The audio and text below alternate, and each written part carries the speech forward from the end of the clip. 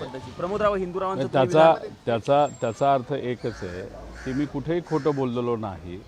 जे खरं आहे ते मी तिथं बोललो. जसं की 27 तारखेला तटकरे साहेब स्वतः म्हणतात की मी तिथं आलो, उशीरपर्यंत थांबलो. दुसऱ्या बाजूला हिंदूराव भाऊ बोलत आहेत की प्रफुल्ल पटेल साहेबांचा फोन आला आणि मग तिथं दादांना उशीर झाला आणि मग दुसऱ्या दिवशी ते विमानाला गेले. त्याचा अर्थ 3 पैकी 2 गोष्टी जर खऱ्या असतील तर तिसरी गोष्ट पण तितकीच खरी आहे की एका पॉलिटिकल कन्सल्टंटच्या बाबतीतली चर्चा तिथं झाली. त्या पॉलिटिकल कन्सल्टंटकडे योगायोग असे गेल्या काही महिन्यांमध्ये त्यांनी विमानसुद्धा विकत घेतलेलं आहे.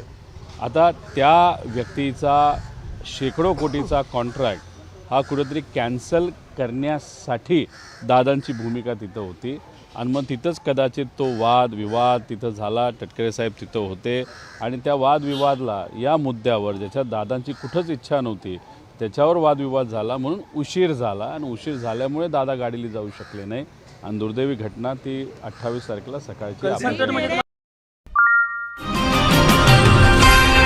सर्जनशील न्यूज